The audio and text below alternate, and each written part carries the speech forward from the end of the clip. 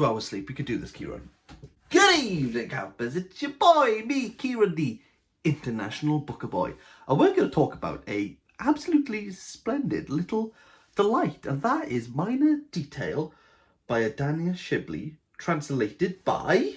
Let's find out. Let's find out together. Who translated this? Translated by Elizabeth Jacquet. Now, when I opened this book, the first thing that struck me was a quote from one of the best living writers, J.M. Coetzee, absolutely swooning all over this. So I went in thinking, if it's good enough for Coetzee, it's good enough for me. Minor Detail has 2 parts, which is, give or take a few pages, pretty much 50-50. The first section of this book revolves around the summer of 1949. 700,000 Palestinians are displaced. And while they are mourning, the Israelis, the ones who have expelled them, the ones who have moved them on, are celebrating the War of Independence. We focus our attention on one of the Israeli soldiers who pretty much tells us his day-to-day activities as we move to the climactic 13th of August. Within this section, we see his routine, how he wakes up, what he does when he goes to bed, how he interacts with other soldiers, what it's like to patrol in a desert.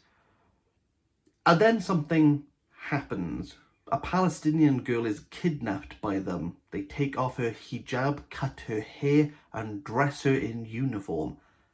Not content that she's like them in any way, shape, or form, they defile her. The word they should be emphasized. They defile her. Even with a dog barking outside the door, this is in the middle of the desert. No one is going to know that this happened. And so they strip her naked and shoot her and leave her there in the desert. The Israeli soldier who we have been following is in convulsions. He can't feel his arms, he can't feel his leg. He doesn't really know how to deal with this. He doesn't know if he's going to get better. He doesn't know if he can actually mend himself. This isn't in regards to the Palestinian girl. He's more concerned that he's been bit by a spider and the venom is currently flowing through him. He's more concerned about himself than what has been done and what he has done to the Palestinian girl. This section is about 48 pages, but I did feel that Shibli could have taken it further, and not in the way that you're thinking. I didn't want it longer. I wanted this shorter. I wanted it to dig deeper. I wanted it to dig further into this moment. The first part was good. It wasn't strong, it was good, but it wouldn't be something that I would want to put into someone's hands. And then the second part happened. If you like Coetzee's Disgrace, this is definitely one to pick up. But if you've loved this, go and pick up Disgrace. The second half of the story follows a woman who is obsessed with this crime because it's a minor detail in history. No one really knows anything about it. Everything that she tries to deduce or to get closer to this crime, dissipates. She's not sure if there's a coincidence that she was born 25 years on the anniversary of this crime. Living in Ramallah, she goes to trek out in pursuit of finding out more information. And everywhere that she goes, she gets nowhere closer. It seems to really obscure her understanding of what happened to this woman. It's as if she's digging through the sand to find the corpse, but everything that she's excavated on the bank is currently coming back into the trench she's dug.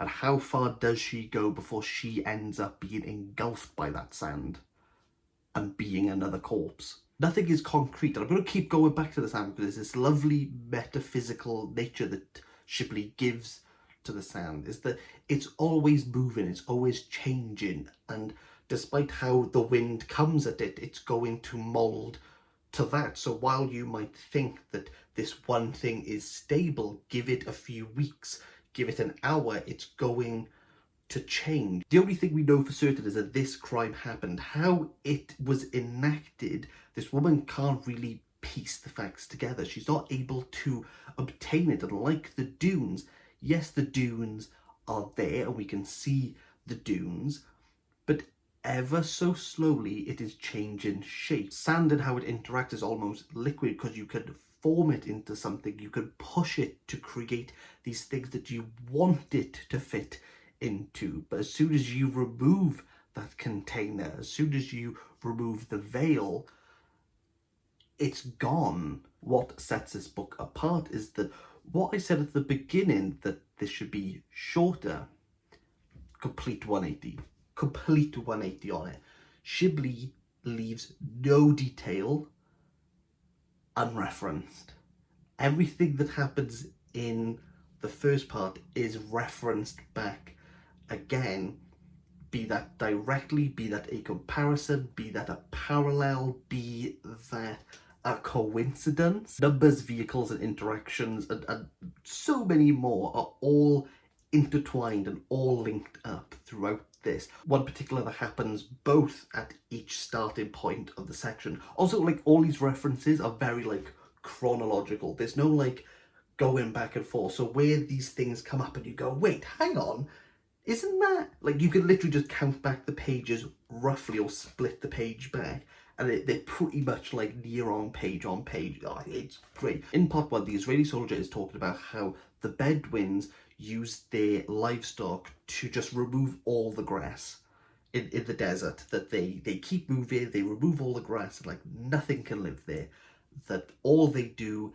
is take what's good and leave. And I didn't really see why we spend so much time on that. And then the second part, we're told the grass in the desert, once you uproot it, there's always a tendency for new grass to come through. What you thought had been uprooted, you can't actually get rid of it. And there's that conflict of ideas, of viewpoint amongst the actual conflict of war, the conflict of violence, the conflict in Palestine. Honestly, truly, everything has its place.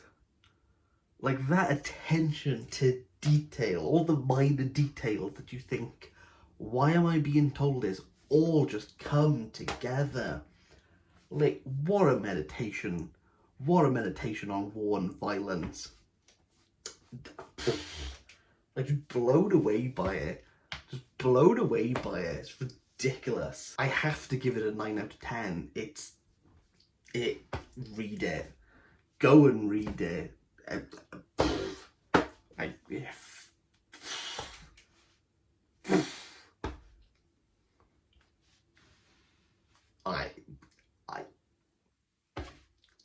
It's great.